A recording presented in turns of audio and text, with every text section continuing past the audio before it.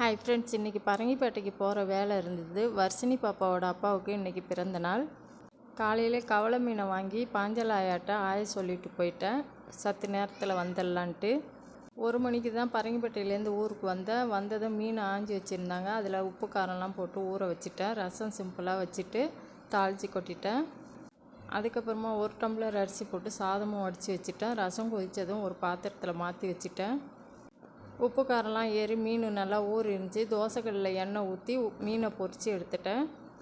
எங்கேயாச்சும் போயிட்டு வந்தாலே டென்ஷனாக இருக்கும், சமைக்க பிடிக்காது. இருந்தாலும் மீன் ரெடியாக இருந்ததால் எனக்கு சமையல் வேலை ஈஸியாக முடிஞ்சிடுச்சு. எல்லா பாராட்டுக்கும் காரணம் பாஞ்சலாயை மட்டும்தான். நான் நிறைய கேக் எடுத்துகிட்டு வந்தேன். பாஞ்சலாயாக்கும் கொண்டு கொடுத்துட்டு வந்துட்டேன். அப்போ மொபைல் எடுத்துகிட்டு வரல. பாஞ்சலாயா உங்கள் எல்லாருமே விசாரிச்சேன்னு சொன்னாங்க. இன்றைக்கி ஒரு அரை மணி நேரத்திலே சாப்பாடு வேலை முடிஞ்சிடுச்சு. நம்மளுக்கு அக்கம் பக்கத்தில் உள்ளவங்க உதவி என்றைக்கு இருந்தாலும் நம்மளுக்கு நன்மையே பயக்கும்.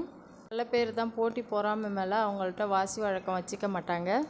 நம்ம எல்லார்ட்டுமே ஸ்நேகமாகவே இருப்போம். அதேமாரி இருந்தால் தான் நம்மளுக்கு நல்லதும் கூட.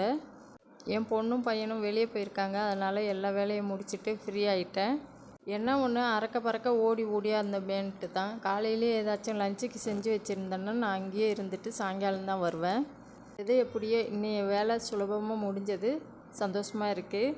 அதுவும் இல்லாமல் அந்த டைமுக்கு வீடியோ போட முடியாதேன்ட்டு எனக்கு மனசு உறுத்தும். நாளைக்கு இன்னொரு வீடியோவில் பார்ப்போம். தேங்க்யூ, பாய்.